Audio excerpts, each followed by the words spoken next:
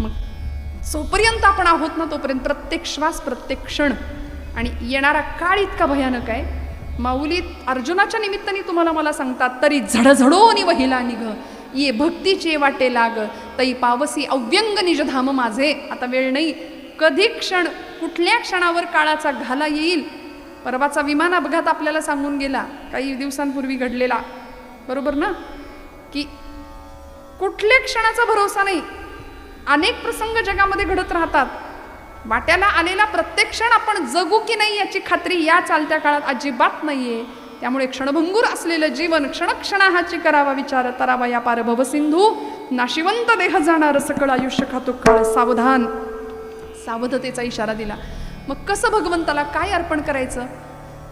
तुकोबराय म्हणतात, मने सहित वाचा काया अवघे दिले पंढरी राया. देवाला मन द्यायचं, वाचा म्हणजे वाणी द्यायची आणि काया म्हणजे शरीर द्यायचं.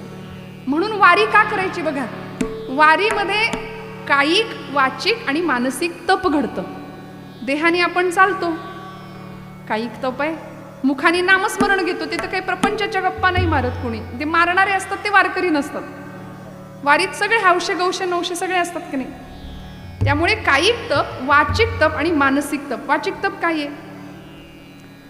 दोन मैत्रिणी एकमेकींना भेटल्या, सहसा काय बोलल्या पाहिजेत?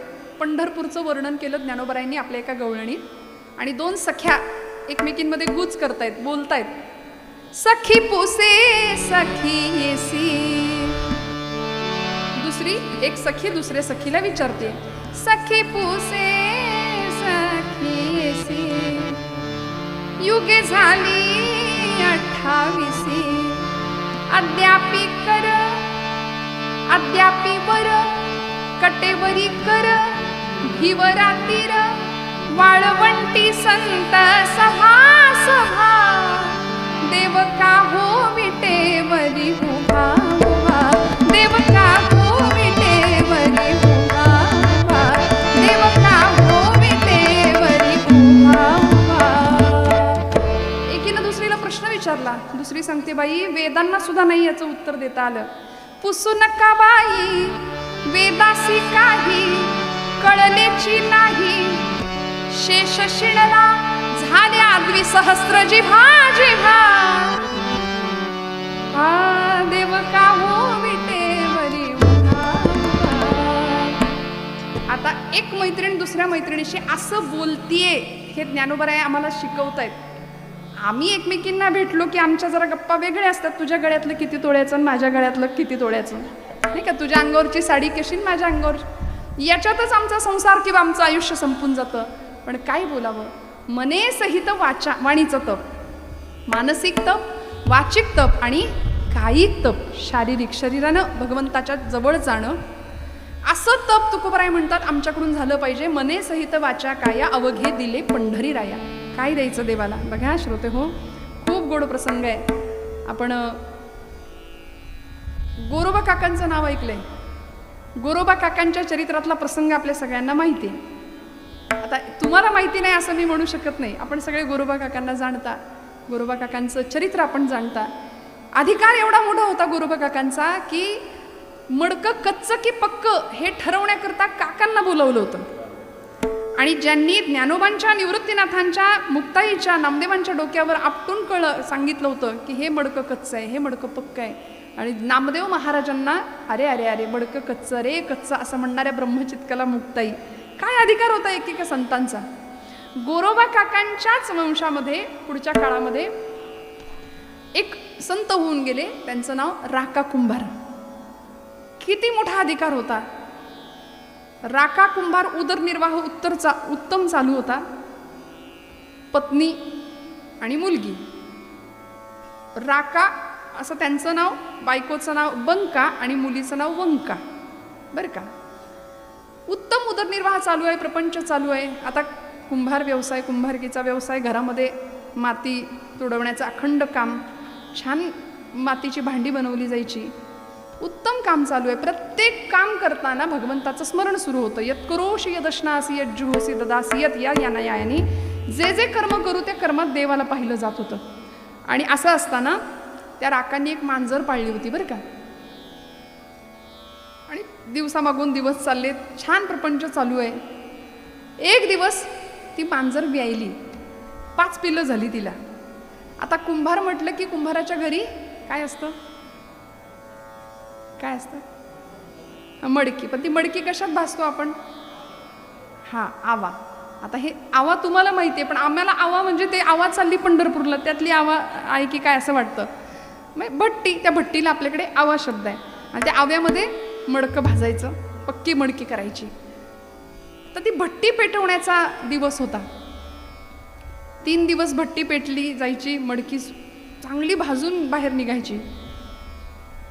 आणि ती मांजर जी होती ना, तिने ती आपली पिलं त्या एका ओली कच्ची अशी मडकी तिथं ठेवली होती. त्यातल्या एका मडक्यामध्ये त्या मांजरीनं आपली 5 पिल्लं ठेवली आणि ती निघून गेली.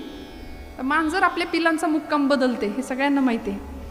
त्या मडक्यात, ओल्या कच्च्या मडक्यामध्ये तिने आपली 5ही पिलं ठेवली आणि ती निघून गेली. तो दिवस होता भट्टी पेटवण्याचा. राकांनी भट्टी पेटवली आणि कच्ची मडकी आतमध्ये टाकायला सुरुवात केली. ज्या मडक्यात पिलं होती ते मडकं सुद्धा हाताशी आलं आणि ते भट्टीत गेलं. भट्टी पेटली, धूर बाहेर निघायला लागला आणि जसा धूर निघतोय तसं गावात फिरणाऱ्या मांजरीला कळलं काय गडबड झाली.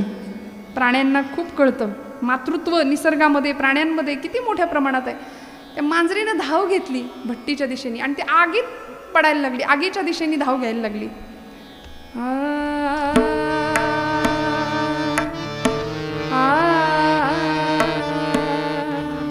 चालू ठेवा थोडं बारीक. आणि त्या मांजरीने जसं आगीच्या दिशेने झेप घ्यायला सुरुवात केली तसं राकाला कळे ना. राका सांगायला लागले, अगं खुळीबिळी झालीस की काय, आगीत कुठं उड्या मारती. तिला असं बाजूला केलं तरी ती मांजर, कारण तिला माहिती होतं तिची लेकरं आहेत त्या एका मडक्यात, आई होती ना. आणि राकाला काय कळायचं ते कळलं. मांजर राकाचे पाय चाटायला लागले आणि त्या प्राण्याची भाषा मालकाला कळली. बायकोला बोलावलं, होय ग यातल्या मडक्यात हिनं पिलं बिलं ठेवली होती का काय. ती म्हणली, नाही जी मला नाही ठावं. पोरीला बोलवलं, तुला माहितीये का. ती म्हणली, बाबा मला बी नाही ठावं. राकांना कळालं. पांडुरंग परमात्म्याची करुणा भागली. म्हणाले, पांडुरंगा काही कर, 3 दिवस ही भट्टी माझी विझणार नाही. 3 दिवस इथं अन्न पाण्याचा त्याग करून बसून राहीन, उपोषण करीन. पण तू दातायस, तू सगळ्यांचा त्रातायस. या मायलेकराची ताटातूट होऊ द्यायची नाही. या मायलेकराची भेट तू घडवून आणायची. आणि तिथं बसले राका उपोषण करून. 3 दिवस अन्नाचा कण नाही, पाण्याचा थेंब नाही पोटात. 3 दिवस संपले आणि 3ऱ्या दिवशी भट्टी विझली. अखंड नामस्मरण, विठ्ठल विठ्ठल विठ्ठल विठ्ठल नामस्मरण सुरू झालं. मने सहित वाचा काय अवघे दिले पंढरीराया. देऊन टाकलं देवाला, समर्पित भक्ती. 3 दिवसानंतर भट्टी जशी विझली ना, तसं एक एक पक्क भाजलेलं मडकं बाहेर यायला लागलं. त्या मांजरीला जास्त माहिती होतं की कुठल्या मडक्यात माझी पिलं आहेत. मग ती मांजर धाव घ्यायला लागली पुढं. मडकं जसं बाहेर यायला लागलं तसं ज्या मडक्यात तिची पिलं होती तेही मडकं बाहेर आलं. आणि परमेश्वराची काय लीला असेल, काय चमत्कार असेल. एक एक एक एक पिल्लू असं बाहेर निघालं आणि तुरु तुरु तुरु तुरु तुरु तुरु धावायला लागली. हो, हे माझ्या पदरचं नाही, ही चरित्र आहेत आमच्या संतांची. अणुरणूवर ज्याची सत्ता आहे असा परमात्मा, त्याला काय मग अशक्य ही शक्य करतील स्वामी. अशक्य गोष्ट शक्य करण्याचं सामर्थ्य ज्यांच्यामध्ये आहे, ज्या परमतत्वामध्ये आहे, ते अशक्य शक्य का नाही होणार. मांजरीची पिल्लं निघाली. राका म्हणाला, देवा अनन्याश्चिंतयन्तो माम ये जनाः पर्युपासते तेषां नित्याभियुक्तानां योगक्षेमं वहाम्यहम्. हे तुझं ब्रीद तू सांभाळलंस, सकल जीवांचा करी तो सांभाळ, तुझं मुख लिहिलायसे नाही. हे तुझं ब्रीद तू सांभाळलंस. आता माझी पाळी. कारण राकानी शब्द दिला होता देवाला, जर भट्टीतली मांजरं किंवा पिल्लं जिवंत बाहेर आली तर हा तुझा भक्त घरादारावर तुळशीपत्र ठेवेल आणि तुझी भक्ती करण्याकरता पंढरपूरला येऊन राहील. म्हणून सगळं सोडलं. आता म्हणले, तू तुझा शब्द खरा केला, आता माझी पाळी आहे. म्हणून घरादारावर तुळशीपत्र ठेवलं, बायकोला मुलीला घेतलं आणि आहे त्या परिस्थितीमध्ये राका पंढरपुरात भगवंताच्या नामासाठी येऊन राहायला लागले. कशाचं हे फळ मिळालं. क्षणोक्षणा सांभाळित साक्षी होतो आपुला. क्षणोक्षणा सांभाळितो साक्षी होतो आपुला. साक्षी होतो आपुला, साक्षी होतो आपुला. भगवंत आमचा सांभाळ करतो, फक्त म्हणाले यावर विश्वास ठेवूया. मने सहित वाचा काया अवघे दिले पंढरी राया. भगवंताला सगळं द्यावं लागेल, वाणी द्यावी लागेल, मन द्यावं लागेल आणि आपलं शरीर काया द्यावी लागेल. अखंड सेवा भाव मनामध्ये ठेवावा लागेल. तुकोबराय म्हणतात सकळ सत्ता तया हाती माझी किव काकुळती. आणि तुका म्हणे ठेवी तैसे आम्ही राहू त्याचे इच्छे. देवा तू जसं ठेवलंयस ना तसं आम्ही राहायला तयार आहोत. आमची तक्रार काही नाही. आम्ही फार तक्रारी करतो बघा. संतांनी तक्रारी नाही केल्या. तुकोबरायांच्या आयुष्यामध्ये काय होतं? 18 विश्व दारिद्र्य घरामध्ये होतं महाराजांच्या. प्रचंड सावकारी असलेलं एक काळचं घर. दुष्काळ आला दुर्गादेवीचा, 12 वर्ष महाराष्ट्रामध्ये चाललेला. सगळं लोकांना देऊन टाकलं, अन्न धान्य. कर्ज खतं होती ती इंद्रायणीच्या डोहात बुडवून टाकली. आणि रिकाम्या हाताने तुकोबराय पांडुरंग हरी वासुदेव हरी करत राहायचे. म्हणायचे बरे झाले देवा निघाले दिवाळे, बरं झालं दिवाळं निघालं माझ्या संसाराचं. किती आनंद असेल. अहो ज्या तुकोबरायांच्या घरामध्ये सकाळची वेळ, दुष्काळजन्य परिस्थिती देहूमध्ये, सगळ्या महाराष्ट्रामध्ये, आणि सकाळी सकाळी एक जख्म म्हातारी तुकोबरायांच्या दारात येऊन उभी राहते आणि तुकोबराई तिच्याकडे पाहतात. सकाळची वेळ. त्या म्हातारीनं तुकोबरायांना काही बोलण्याच्या आत तुकोबरायांनी तिच्या अंगावरचं लुगडं पाहिलं. 8-10 ठिकाणी ते लुगडं फाटलेलं. संतांचं हृदय कसं असतं बघा. महाराज गेले आणि सकाळची वेळ आपली पत्नी म्हणजे जिजाई आईसाहेब अवला माता मोरीत स्नान करत होत्या. आता जुन्या बायकांची पद्धत आहे, नेसायचं वस्त्र निर्या करून भिंतीवर ठेवलेलं. आंघोळीला सुरुवात केली, वस्त्र भिंतीवर ठेवलंय, नेसण्याचं लुगडं. तुकोबरायांनी त्या म्हातारीच्या अंगावरचं वस्त्र पाहिलं, आतमध्ये आले, ते भिंतीवर ठेवलेलं लुगडं घेतलं आणि तिला दिलं त्या म्हातारीला. आणि म्हणाले आता 120च्या स्पीडनी जा, कारण मागणं भूकंप येईल तुझ्या. आता माहिती होतं तुकोबरायांना स्वभाव. जिजाई आई साहेबांनी ज्यावेळी स्नान आटोपल्यानंतर साडी नेसण्याकरता लुगड्याला हात लावला, हाताला काही लागलं नाही, डोळ्यातनं टचकन पाणी आलं. आणि तुकोबरायांचा स्वभाव माहिती होता. साडी देऊन टाकली हे कळलं. तुकोबरायांना काही नाही म्हणाल्या. पांडुरंग परमात्म्याशी भांडण केलं असं वैर पक्क होतं ना आईसाहेबांचं. म्हणाल्या अरे दिलं, माझं लुगडं दिलं, याचं मला वाईट नाही वाटत, पण माझा तुझा दास आहे तो, माझा नवरा, माझा पती अखंड तुझ्या भजनात असतो, आणि आज माझ्यावर ही वेळ आलीस ना. वस्त्र दिलं त्याची चिंता नाही, पण आता अब्रू कशाने झाकू सांग. हा अवला आईनी पांडुरंगाला विचारलेला जाब आहे, प्रश्न आहे. आणि माझ्या पदरचं नाही, महिपत बुवांनी चरित्र लिहिलंय. महिपत बुवा सांगतात या प्रसंगामध्ये जिजाई आईसाहेबांच्या अंगावर पांडुरंग परमात्म्याने आपला पितांबर दिलाय नेसायला, अंगावर झाकलाय. महाराज म्हणतात नको चिंता करू वस्त्रा या पोटाची, माऊली आमुची पांडुरंग सगळं सांभाळतो ना. फक्त अहंता आणि ममता या 2 गोष्टींचा त्याग केला. अहंता म्हणजे मी आणि ममता म्हणजे माझं, मी माझं, एवढा त्याग केला की भगवंत आपल्याला जवळ करतो. हा आशय मनात ठेवूया. तुकोबराय हाच संदेश आम्हाला पूर्वरंगाच्या मूळपदात देतात. आणि महाराज म्हणतात देवाला बांधता येतं. कसं बांधता येतं तर त्या प्रेमाच्या सूत्रांनी देवाला आम्हाला बांधता येईल.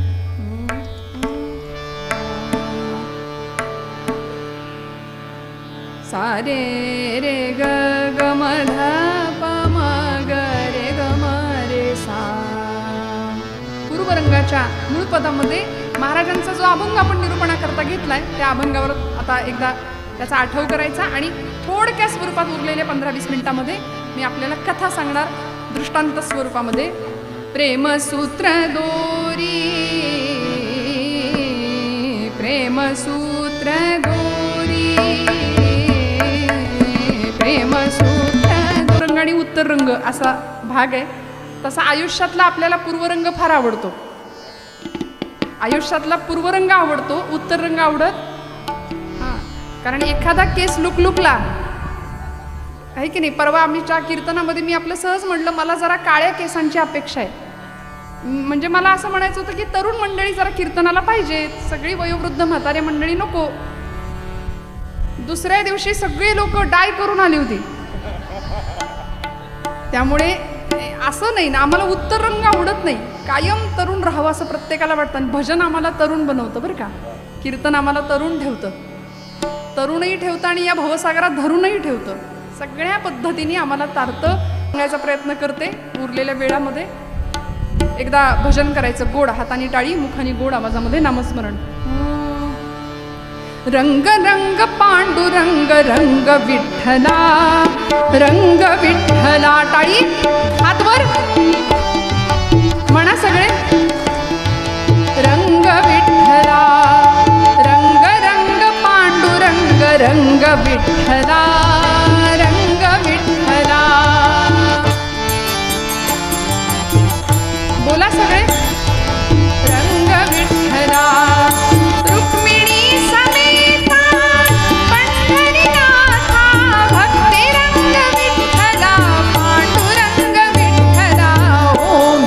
विठ्ठला ओम विठ्ठला ओम विठ्ठला ओम विठ्ठला रंग रंग पांडुरंग रंग विठ्ठला रंग विठ्ठला रंग रंग पांडुरंग रंग विठ्ठला रंग विठ्ठला.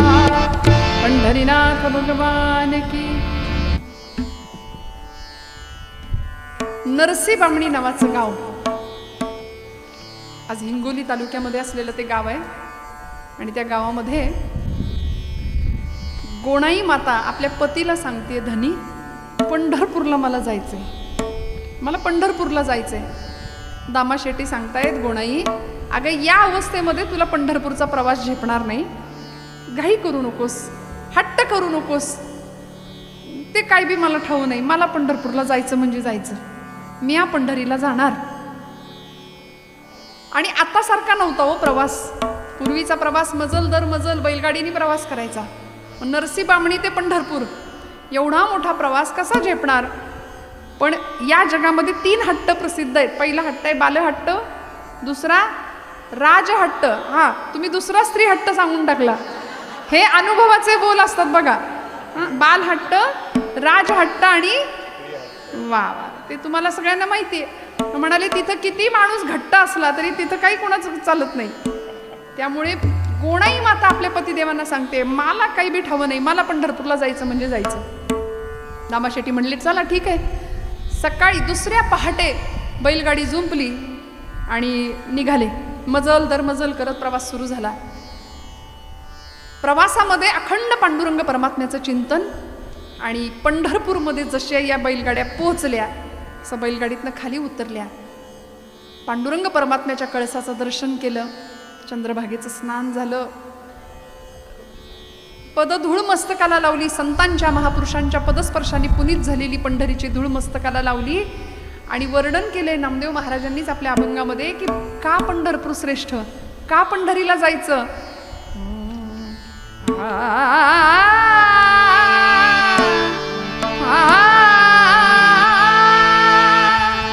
आधी रचिली आधी रचिली आधी रचिली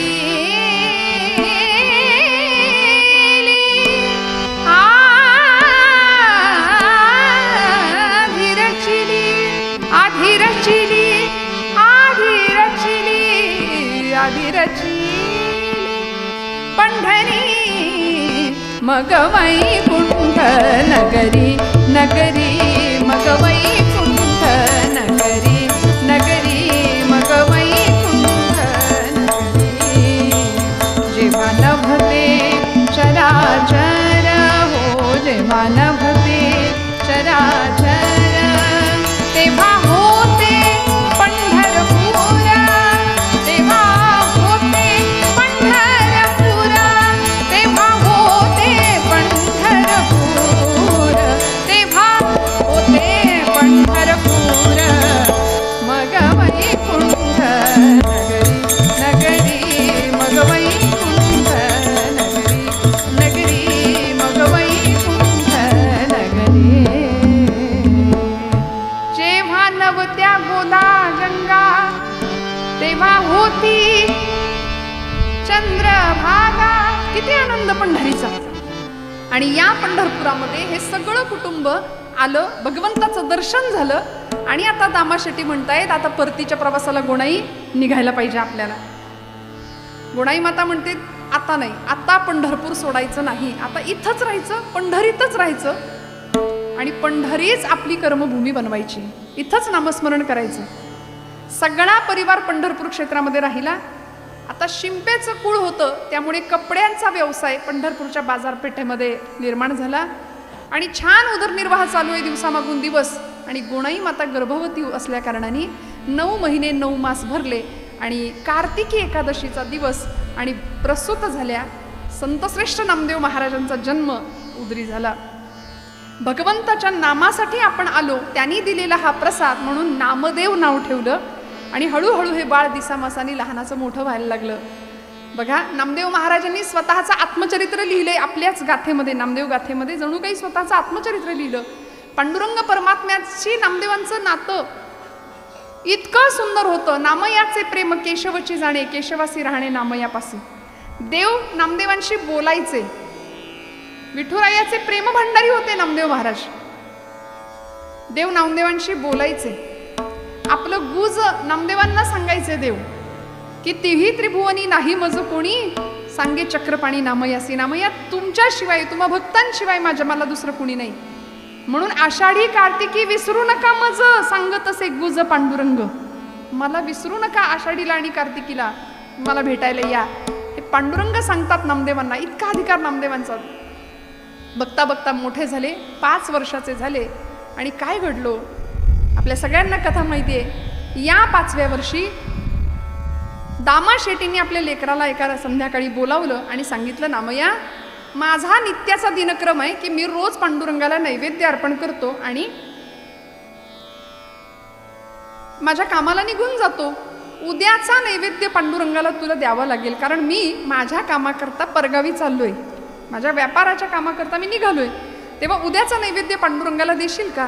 5 वर्षाचे नामदेव महाराज होते. बाबांना म्हणले, बाबा हो तुमचं काम मी करणार. कारण ते आताच कार्ट नव्हतं. आई वडिलांची आज्ञा जो न सांगता पूर्ण करतो तो उत्तम पुत्र आहे. आज आपल्या लेकरांना संस्कारांची का गरज आहे? मी हात जोडून जिथं जाते तिथं सांगते की लेकरांना घेऊन कीर्तनाला येत जा. म्हणजे ती कार्टी इथं येऊन झोपली तरी चालतील, पण इथं झोपेत जे ऐकतील ते चांगलं असेल आणि घरी जागेपणी जे टीव्हीवर बघतील ते वाईट असेल. आणि आत्ताचा काळ भीषण आहे, भयान आहे. मी आपल्याला राग आला तरी सांगते, हात जोडून सांगते, मोबाईलचं व्यसन फक्त लहान मुलांना नाही, सगळ्यांना आहे. सगळे ॲडिक्ट आहेत, लहानांपासून मोठ्यापर्यंत. शरीराचा तो एक अवयवच होऊन गेलाय आमच्या सगळ्यांच्या. नाही जमत त्याच्याशिवाय, बरोबर ना? पण तरी सुद्धा तंत्रज्ञानाच्या किती आहारी जायचं आणि आपला आत्मशोध आपण विसरून जातो. मग ते बाजूला ठेवावं आणि थोडंसं आत्मचिंतन करता येईल का, स्वतःचा शोध घेता येईल का, यासाठी ही संत चरित्र आहेत. माझ्या तरुण भावंडांना मला सांगावं वाटतं, आपल्या घरामध्ये माता आहे, पिता आहे, आई वडील आहेत. आज काकांचं 3रं श्राद्ध, 3रं पुण्यस्मरण आहे. घरातली वडीलधारी माणसं आपल्याकरता काय देऊन जातात. माऊली म्हणते, येथ वडील जे जे करीती त्या नाम धर्म ठेवीती. मोठ्या माणसांवर जबाबदारी असते. आज आमची लेकरं आईला आई, पित्याला बाप म्हणायला तयार नाहीयेत. संवाद संपलाय. अनेक घरामध्ये असं चित्र आहे, मुलगा घरात आला की बाप निघून जातो आणि बाप घरात आला की मुलगा निघून जातो. मुलगा मोठा झाला की दोघांमध्ये संवाद राहत नाही. माता पित्यांमध्ये संवाद नाही, नात्यामध्ये आर्द्रता नाही, स्नेह नाही, कदर नाही. का? आम्ही सोफिस्टिकेटेड झालो. पूर्वीची माणसं गरीब होती, घराघरात टीव्ही नव्हता.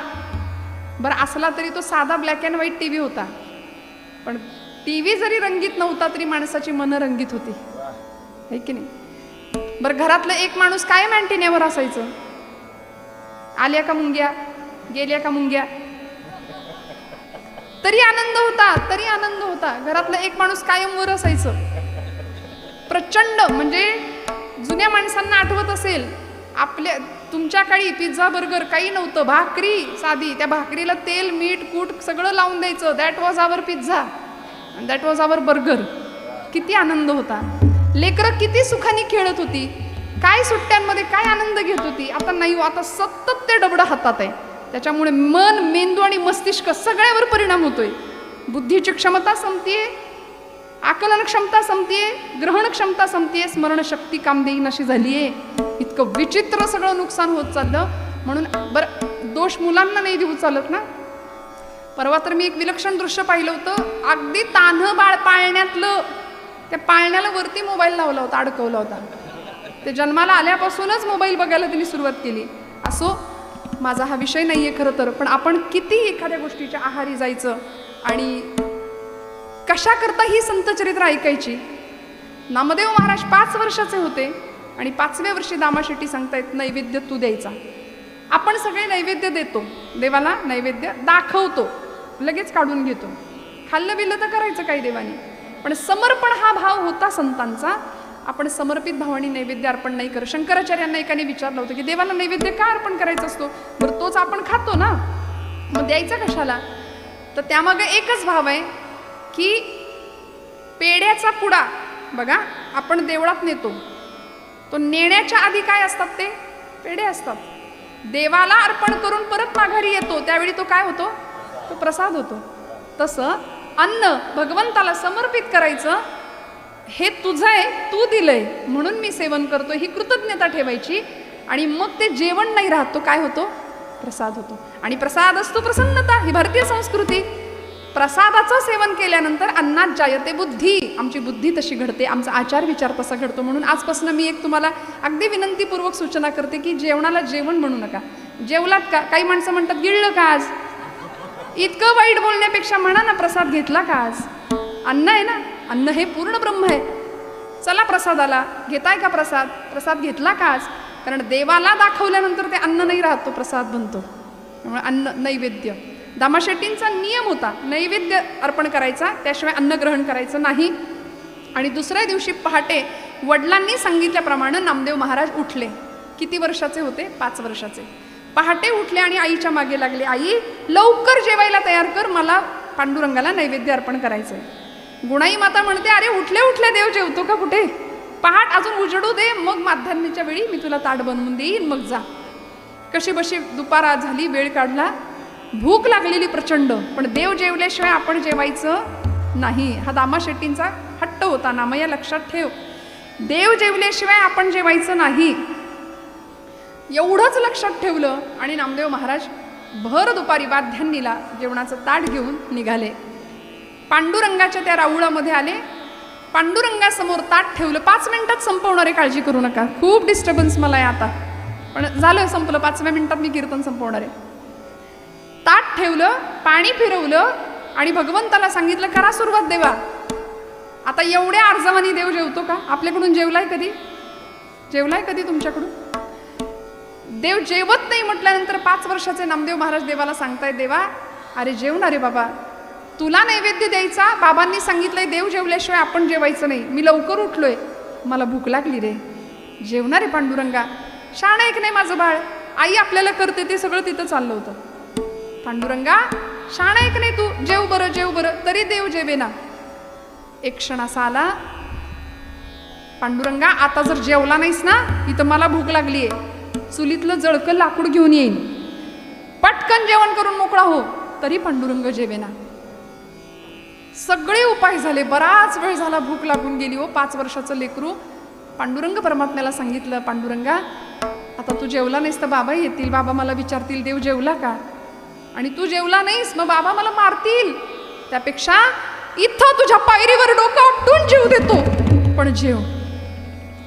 म्हणून पायरीवर डोकं आपटणार.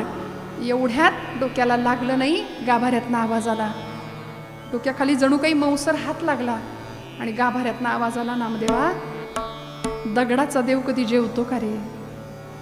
नामदेव महाराज हुशार, म्हणाले, दगडाचा देव कधी बोलतो का रे? बोललास, चाटून पुसून स्वच्छ कर म्हणाले. सगळं ताट चाटून पुसून देवाला स्वच्छ करायला लावलं नामदेव महाराजांनी. ही 5 वर्षाची ताकद होती, ही सिद्धी होती. देव येत नाही असं नाही, देव येतो, आपण त्याला बोलवत नाही, आपण लेकरू होत नाही, आपण हट्ट करत नाही, आपण आर्त स्वरांनी त्याला बोलवत नाही, आर्त स्वरांनी त्याला बोलवत नाही. चमत्कार तेव्हाच घडतात जेव्हा आमच्या मनातला श्रद्धाभाव दृढ असतो. देव कधीही चमत्कार दाखवत नाही. आमचा विश्वास नसेल ना तर भगवंत म्हणतात, इथे भवसागरात गटांगळ्या खाऊन मरा. पण तुम्ही विश्वासाने त्याच्या पायाशी गेलात तर माझ्यावर विश्वास ठेवा.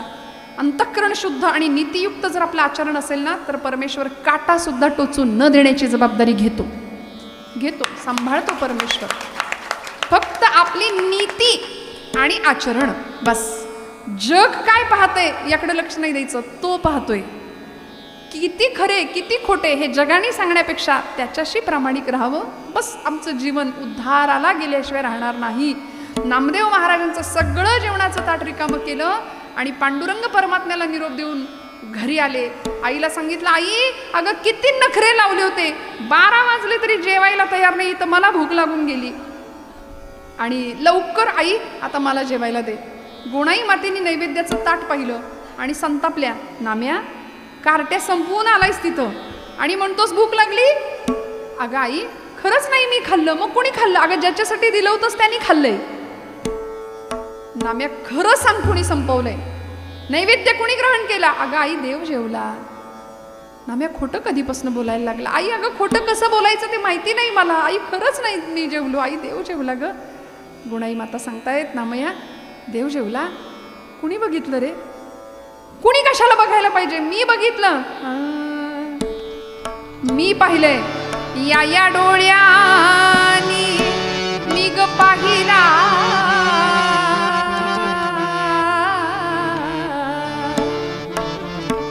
या या डोळ्यानी मी ग पाहिला.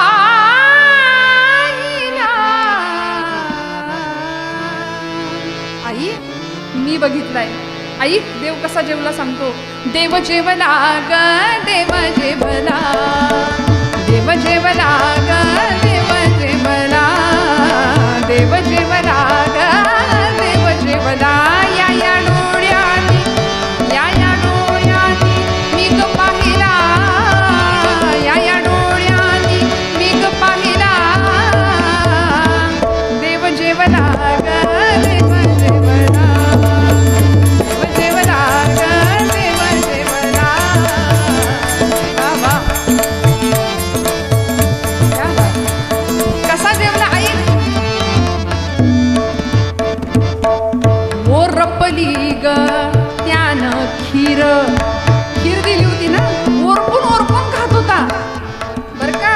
ओ रपली ग.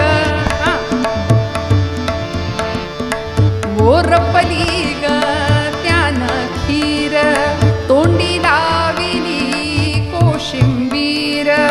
भुरका आमटीचा भुरका साराचा मारियला ग. भुरका मारतो ना आपण. क्या बात. भुरका साराचा मारियला ग. देव जेवला ग देव जेवला. देव जेवला ग देव जेवला. देव जेवला ग देव जेवला.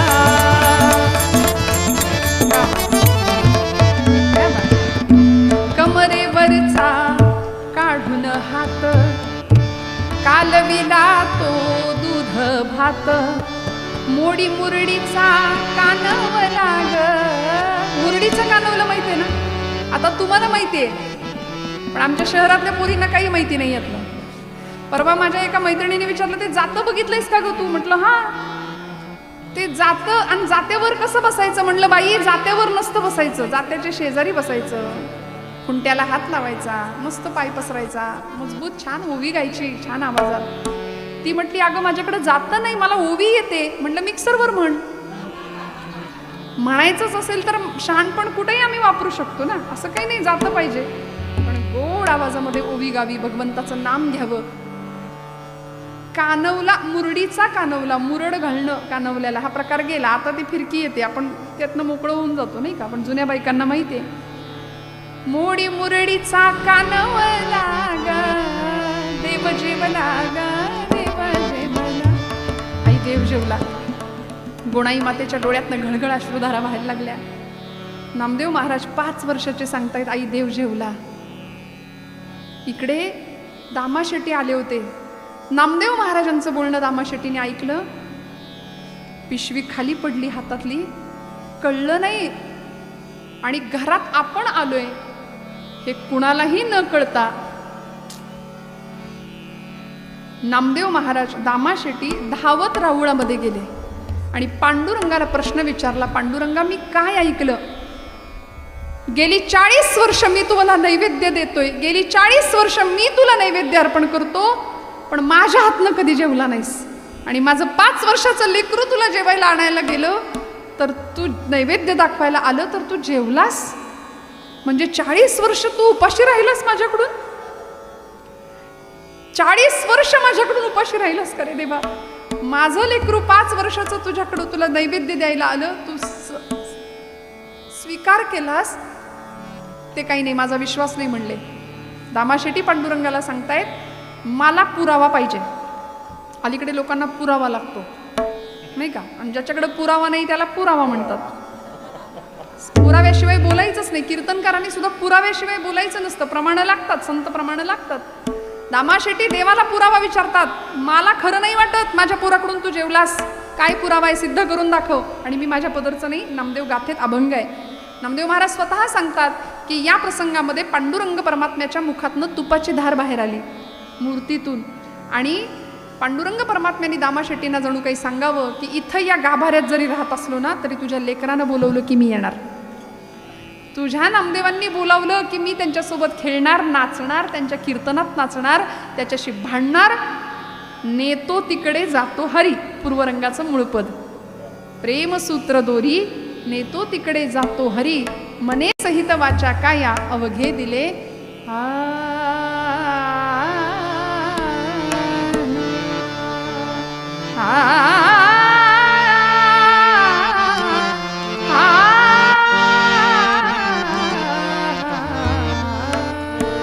घ्या वाटायला घ्या. फुलं वाटायची आहेत का?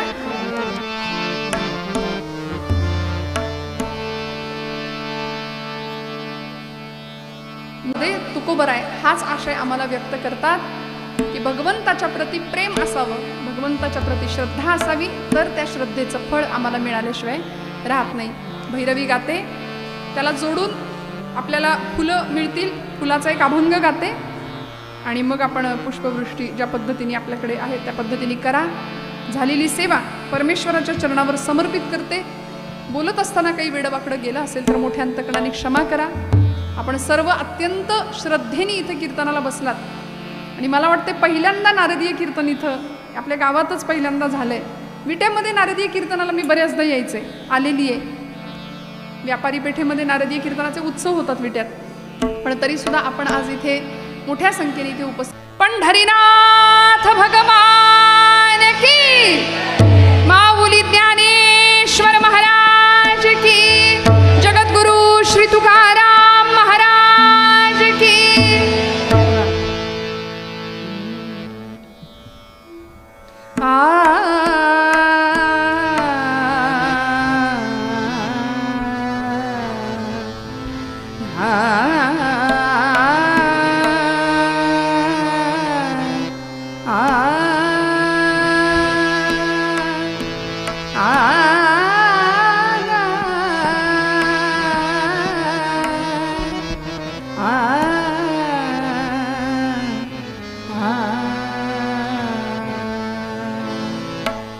प्रेम सूत्र दोरी दोरी, प्रेम सूत्र दोरी दोरी, प्रेम सूत्र दोरी.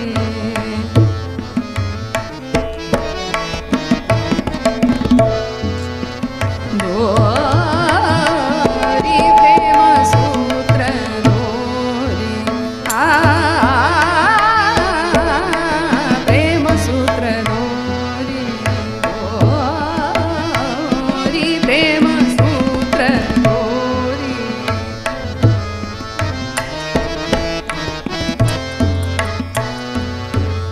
बाहेर आवाज आहे.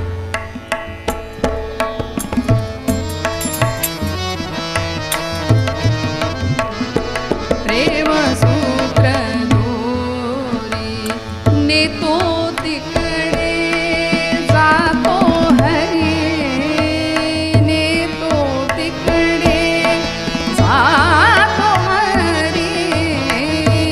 प्रेम सूत्र, प्रेम सूत्र दोरी दोरी, प्रेम सूत्र दोरी. वाव, क्या बात है.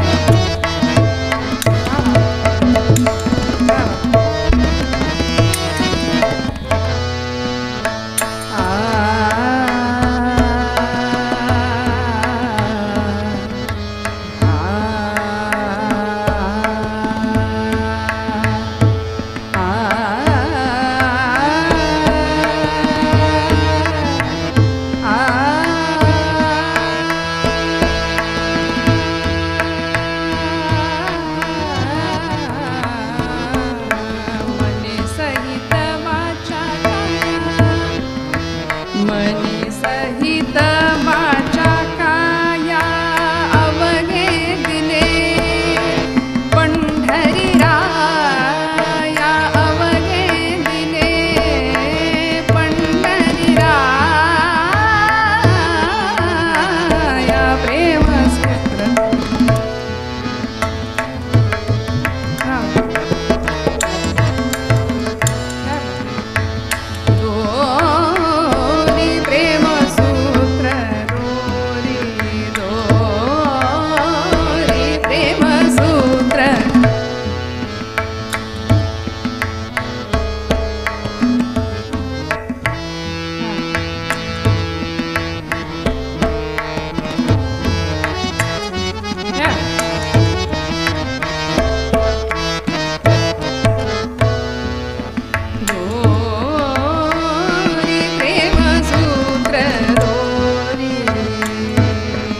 सत्ता सकळ तया हाती, सत्ता सकळ तया हाती, माझी किवा काकुळ, माझी किवा काकुळ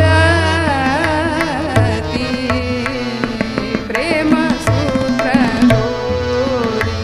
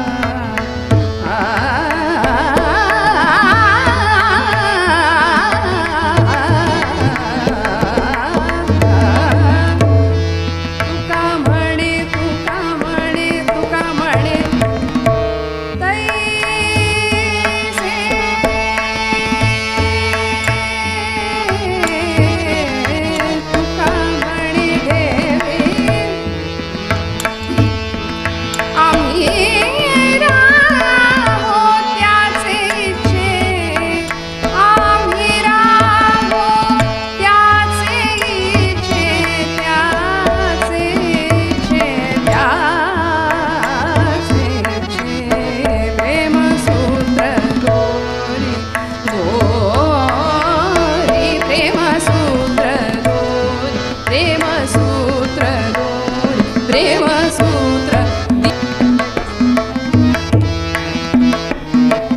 दिम दिम दिम दिम दिम दिम तदारे दानी तदारे दानी दिम दिम दिम दिम दिम दिम तदारे दानी दिम दिम दिम दिम दिम दिम तदारे दानी दिम दिम दिम दिम दिम दिम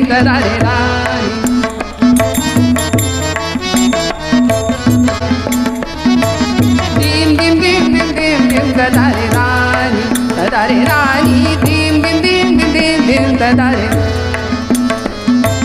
तदियन रे तारे दानी तारे दानी तारे दानी दिम दिम दिम दिम दिम दिम तदारे रानी दिम दिम दिम दिम दिम दिम तदारे रानी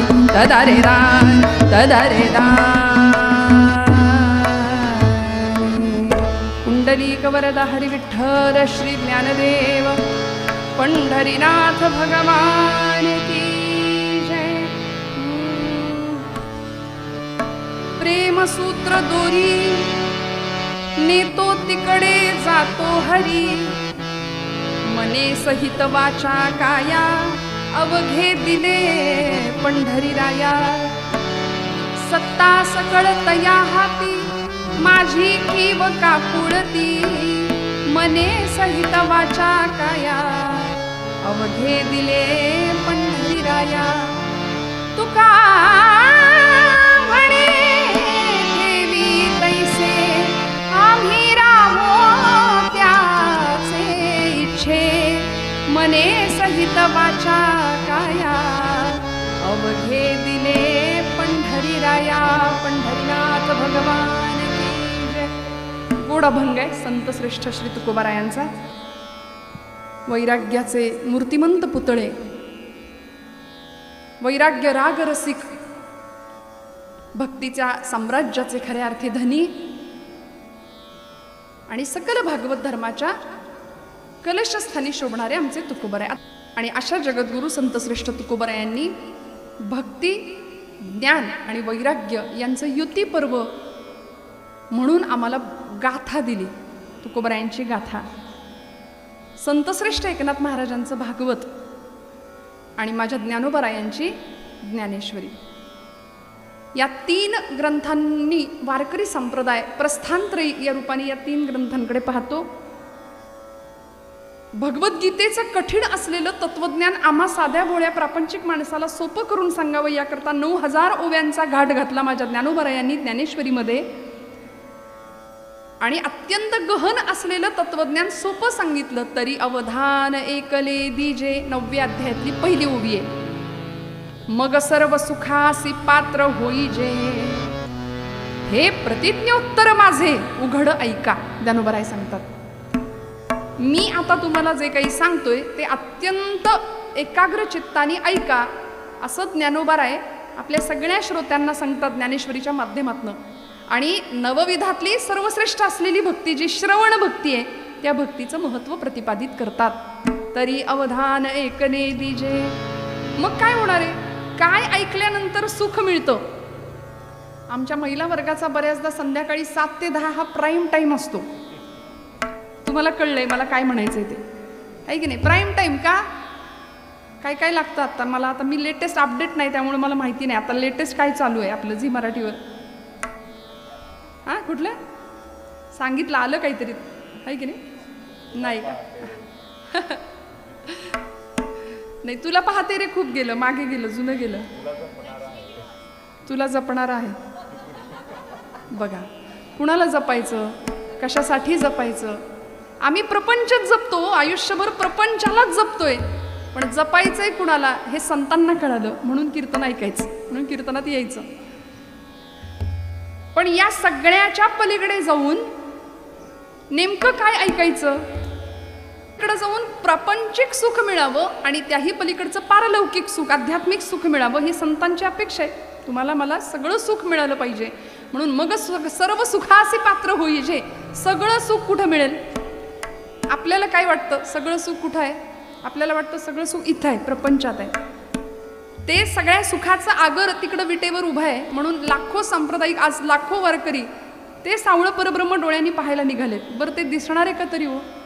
म्हणजे आता या गर्दीमध्ये मुखदर्शन सुद्धा दुर्मिळ होतं, कळसाचं दर्शन सुद्धा धड मिळत नाही. अशा गर्दीमध्ये कशासाठी सगळा समाज तिकडे धावतोय? तर त्याचं कारण एकच आहे, सर्व सुखाचे आगर बाप रखुमा देवीवर. सर्व सुखाचे आगर बाप रखुमा देवीवर. सर्व सुखाचे आगर बाप रखुमा देवीवर. सर्व सुखाचे आगर बाप रखुमा देवीवर. तो हा विठ्ठल वरवा, तो हा माधव वरवा म्हणा. तो हा विठ्ठल वरवा, तो हा माधव वरवा. तो हा विठ्ठल वरवा, तो हा माधव वरवा. विठ्ठल वरवा, तो हा माधव वरवा. तो हा विठ्ठल वरवा, तो हा माधव वरवा. तो हा विठ्ठल वरवा, तो हा माधव वरवा. त्या गावाला का जायचं? पंढरीलाच सगळेजण का जातात? कारण ही भूवैकुंठ आहे. आधी रचिली पंढरी मग वैकुंठ नगरी. पंढरपूरचं महात्म्य काय सांगावं? म्हणून आज सगळे त्या दिशेने धावतायत कारण ते सगळ्या संतांचं माहेर आहे. आपण जे समजतो सासर आणि माहेर त्या संकल्पना वेगळ्या, पण संतांनी माहेराची संकल्पना वेगळी सांगितली. आपल्याला वाटतं इथं सगळं सुख आहे. परवा एक आजीबाई भेटल्या बरं का, आणि मी आपलं सहज विचारलं, आपलं सांसारिक माणूस एकमेकांना भेटल्यावर पहिला प्रश्न काय विचारतो? काय मावशी कसं काय चाललंय, बरं आहे का तुमचं? पण पुढनं उत्तर काही धड येत नाही सहसा. बरंच म्हणायचं, सगळ्या दुनियेचं टेन्शन आपल्यावर आहे की काय, असा चेहरा आपण करतो आणि मग आपलं उत्तर देतो माझं उत्तम चाललंय असं म्हणणारी माणसं कमी असतात. चाललंय बरंच म्हणायचं आपलं, अशी उत्तर मिळतात. त्या मावशीला म्हटलं कसं काय चाललंय? लग्न झालंय मुलाचं, सुनबाई घरात आली, बरं चाललंय का, छान चाललंय का? म्हटल्या कुठलं काय अगं? बघा ते इतकं टच झालं की बरोबर आलंच. हे कीर्तनकाराकडून आपण जेव्हा ऐकतो की नाही तेव्हा आपल्या फाईल ओपन होतात. आपलं आपल्याला कळतं, अरे हे आपलंच चाललंय वाटतं असं. त्यांना मी आपलं विचारलं, कसं काय चाललंय, बरं चाललंय का, लेकाचं लग्न झालंय, सुनबाई घरात आली, 2 वर्ष शोध मोहीम चालू होती, बरं चाललंय का. म्हटलं काय म्हणले, अगं 9चे 9 दिवस संपले. म्हटलं मग आता काही नाही, माझा पोरगा पार बदलला, मला आई म्हणायला तयार नाही, माझ्याशी आई बोलायला तयार नाही, माझ्या जवळ बसायला तयार नाही, माझ्याशी अजिबात बोलत नाही, आणि बायकोचा ते तुम्ही म्हणा बरं का. हा, तुमच्याकडे असं आहे का. आणि माझ्याशी बोलायलाच तयार नाही. म्हटलं असू दे ना मावशी, अहो संसार यालाच म्हटलंय, संसार सुखाचा नाहीच आहे. सुखाचं नाणं उचला, त्याच्या मागे दुःखाचा काटा आपोआप येतो. त्यामुळे सुखाचं नाणं उचलायला गेलात की दुःखाचा काटा येणार आहे. संसार आपल्याला रडवतो. असाच आहे संसार, जाऊ दे ना म्हटलं, बरंच चाललंय, शेवटी जग रहाट आहे, जगाची रीत आहे. पण मुलीचं कसं आहे, आता मुलाच्या बाबतीत चला तुम्ही नाराज आहे, पण पोरीचं कसं आहे, तिचंही लग्न झालंय, ती दिल्या घरी सुखी आहे का, तिचं कसं काय चाललंय, तिचं एकदम मस्त आहे म्हणले, जावयाला असं मुठीत ठेवलंय म्हणजे ते चालतंय तिकडे, आणि इथे काम बिघडतंय. मग नक्की सुख कशाला म्हणायचं आणि दुःख कशाला म्हणायचं. तिकडे तिने जावयाला मुठीत ठेवलंय म्हणून मी सुखी, म्हणजे ती सुखी, आणि इथं आमचं काम बिघडलंय म्हणून आम्ही दुःखी. मग संसारातलं सुखही खरं नाही आणि दुःखही खरं नाही. सुख आणि दुःख हे वृत्तीच्या मनस्थितीवर अवलंबून आहे. बघा, आपल्या मनासारखं घडलं की आम्ही सुखी, आणि आपल्या मनाविरुद्ध घडलं की आम्ही दुःखी. मग नेमकं खरं काय, इथलं सुखही खरं नाही आणि इथलं दुःखही खरं नाही.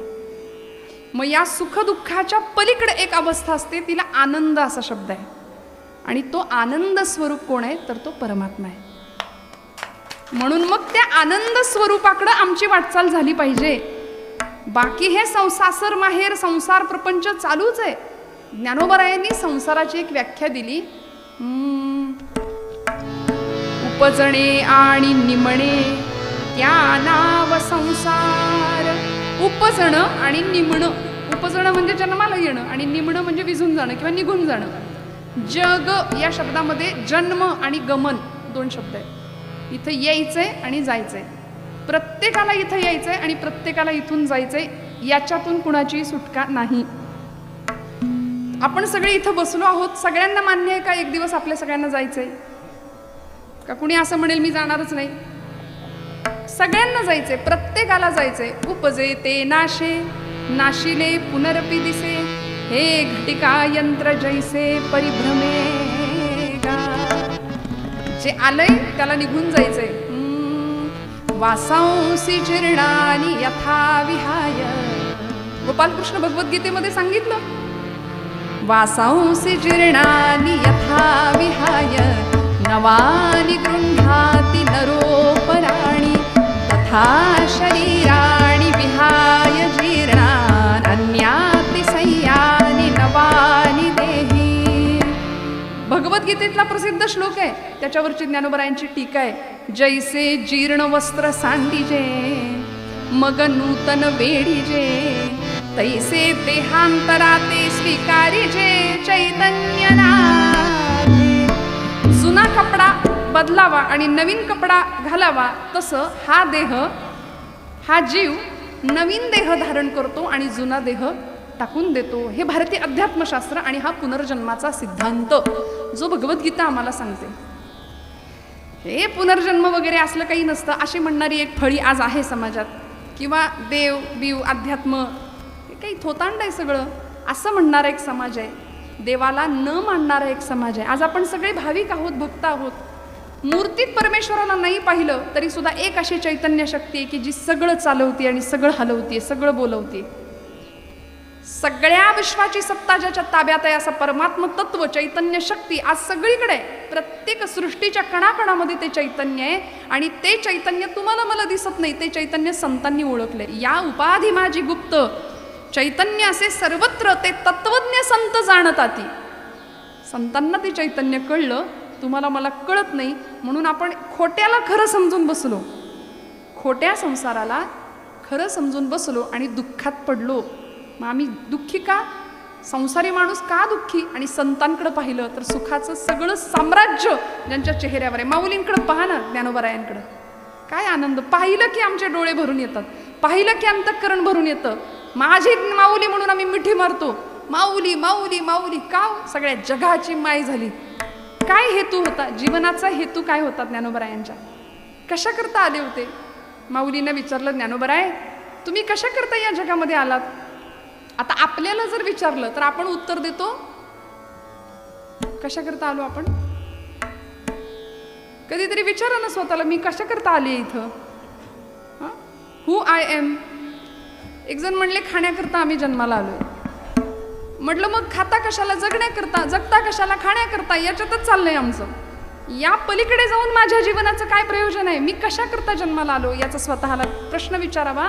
आणि ज्ञानोबरायांना विचारलं तर माऊली सांगतात, माझं जन्माला येण्याचं प्रयोजन आहे अवघाची संसार सुखाचा करीन, आनंदे भरीन तिन्ही लोक, जय जय गो शुद्धे उदारे प्रसिद्धे, अनवरत आनंदे वर्षतीये, आनंदाचे आवारू मांडू जगा. आणि मग मी हे काम करणार आहे इथं येऊन.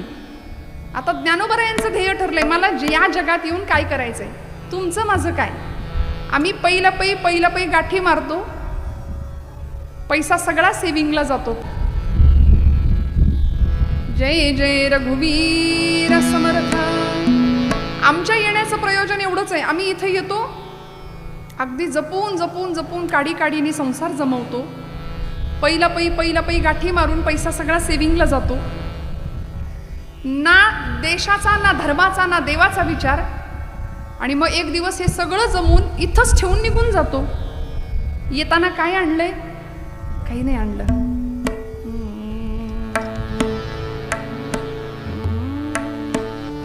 पांघरशी जरी असला कपडा, काय घालतो? येशी उघडा जाशी उघडा. येताना काय आणलं? इथं आल्यावर रंगबिरंगी कपडे चढले अंगावर. येताना काही ड्रेस घेऊन आलो होतो का? नाही. आपल्याकडे लग्न समारंभामध्ये बस्ता बांधायची पद्धत आहे ना आपल्याकडे, आणि त्या बस्त्यामध्ये सगळे जातात बघा कपडे खरेदी करायला. ज्यांना काही कळत नाही त्यांनाही न्यावं लागतं, मानपान सांभाळावा लागतो. आणि मग जवळजवळ 1000-1500 काय ज्याच्या त्याच्या कुवतीनुसार लाखो रुपयांपर्यंतची खरेदी तिथं होते. भरजरी जरीचे सगळे वस्त्र प्रकार घेऊन होतात. आणि तो दुकानदार तो सगळा गठ्ठा एकत्र बांधून देतो घरी पांढऱ्या वस्त्रात. आपली परंपरा किती आपल्याला शिकवते बघा. ते पांढरं वस्त्र म्हणे किती रंगीत कपडे आयुष्यभर घाला, पण या वस्त्रात शेवटी जायचंय. हा म्हणाले, लाख कमाओ हिरा चांदी सोना मोती. बरं का, इथं सोन्याचे व्यापारी आहेत, मी काय सांगू आता इथं. पण तरी सुद्धा लाख कमाओ हिरा चांदी सोना मोती, लेकिन कफन को कभी जेब नहीं होती. खरं सांगू का, श्रीमंती सगळ्यांकडं असतेच असं नाही. परमेश्वराचं दान आहे, कृपा हस्त असतो, वरद हस्त असतो. पण आपल्याजवळ जे आहे ते इतरांना देण्याची वृत्ती, याच्यासाठी या कुटुंबियांना टाळ्या वाजवायच्या आणि याच्यासाठी त्यांना धन्यता द्यायची. का? मी एक परवा वाक्य वाचलं होतं, काही माणसं लाखात एक असतात. ऐका बरं, काही माणसं लाखात एक असतात, काहींकडे लाखो असतात पण ती माणसात नसतात. कळलं तर बघा. त्यामुळे काय आणलं आम्ही? सगळ्यांना त्या वस्त्रामध्ये जायचंय. पांघरशी जरी असला कपडा, येशी उघडा जाशी उघडा. कपड्यासाठी करशी नाटक 3 प्रवेशांचे, एक धागा सुखाचा 100 धागे दुखाचे. जर तारी हे वस्त्र माणसा तुझी आयुष्याचे, एक धागा सुखाचा. कधीतरी विचार करूया, कुणी निर्माण केलंय हे सगळं जग? या वस्त्रात ते विणतो कोण? एक सारखे नसती दोन. हजार लाखो कोट्यवधी चेहरे आहेत या जगात, पण एकासारखं दुसरा नाही. केवढा मोठा इंजिनियर आहे तो. जुळे जरी असले ना भावंड तरी फरक असतो थोडा. या वस्त्राते विणतो कोण, एक सारखे नसती दोन. कुणान कळणे त्रिखंडातया, हात विणकऱ्याचे एक धागा सुखाचा. ही जुनी गाणी आता ऐकायलाही मिळत नाहीत आणि काही नाही, आहे की नाही. आता आमच्या घरातलं 5-5 वर्षाचं पोरगं सुद्धा वरातीमध्ये मस्त ताल धरतं. आम्हाला या गाण्यांशी किंवा या अर्थाशी काही घेणं देणं नाही. घरामध्ये हरिपाठ व्हावा, घरामध्ये मनोबोधाचं पठण व्हावं, घरामध्ये पाठेपर्वचे म्हणले जावेत. पूर्वीच्या काळ संध्याकाळ झाली की सगळे घरात यायचे, आता उलट आहे, संध्याकाळ झाली की सगळे बाहेर पडतो आपण. देवापुढं दिवा लावला जावा. आमच्या जुन्या माता भगिनी लावतात. घरातल्या 5-6 वर्षाच्या 10 वर्षाच्या पोरीला सांगितलं की बाई ग म्हण शुभम करोती, चांगले केस बांध, कपाळाला एखादी छोटीशी टिकली लाव, लाव, काय बिघडतंय. तर ती 80 वर्षाच्या म्हाताऱ्या आजीला म्हणते, आजी तू गप, तुला काही कळत नाही, फॅशन आहे ही आमची. आणि ती असं बोलते तेव्हा आई वडिलांना आनंद वाटतो, आमचं बाळ किती गुणाचं आहे, किती हुशार आहे. असं नाही, शास्त्रकार सांगतात लालयेत 5 वर्षांनी 10 वर्षांनी ताडयेत. योग्य वेळी योग्य प्रकार शासन प्रकार केलाच पाहिजे, नाहीतर मग पुढे कठीण होऊन जातं. त्यामुळे इथं अध्यात्म, इथं संस्कार, इथं संस्कृती जपली जाते या धर्माच्या मंडपामध्ये. म्हणून 3 वर्ष झाले अव्याहतपणे आपण कीर्तन भजनाचे कार्यक्रम करताय. मी मनापासून आपल्याला पुन्हा पुन्हा धन्यवाद का देतेय, कारण सगळ्यांची ही बुद्धी होत नाही. याकरता अनंत जन्मोनी पुण्य होय, अनंत जन्माची पुण्याही पाठीशी असावी लागते, ती आपल्या पाठीशी निश्चित आहे. म्हणून आपण इथे आहोत. तुकोबराय म्हणतात परमेश्वराला काय द्यायचं, इथं आलेला जीव प्रत्येकाला जायचंय. मग भगवंताला जर बांधायचं झालं, भगवंताला जर जवळ करायचं झालं तर कशा माध्यमातून आपण बांधू शकतो, त्याचं उत्तर तुकोबराय या अभंगात देत आहेत पहिल्या चरणात. प्रेमसूत्र दोरी नेतो तिकडे जातो हरी, मने सहित वाचा काया, अवघे दिले पंढरी राया. देवाला बांधायला शिकवलंय. संतांनी त्याला बांधलं, सज्जनांनी त्याला बांधलं, साधूंना त्याला बांधता आलं, दुष्टांना त्याला नाही बांधता आलं. बघा, देवाला बांधण्याचा अनेकांनी प्रयत्न केला. कुणी कुणी केला? सगळ्यात पहिल्यांदा आमच्या यशोदा मातेनी केला होता गोकुळामध्ये देवाला बांधायचा प्रयत्न. उखळबंधनाची लीला केली आणि प्रत्येक वेळी 2 बोटं 2 दावं दोरी कमीच पडायची. पण एक क्षण असा आला, आईचे प्रयत्न पाहिले, आईची दया आली, म्हणला येलो मैया बांधलो, म्हणून बांधून घेतलं देवानी स्वतः. देव बांधून घेतो. यशोदेनी देवाला बांधलं.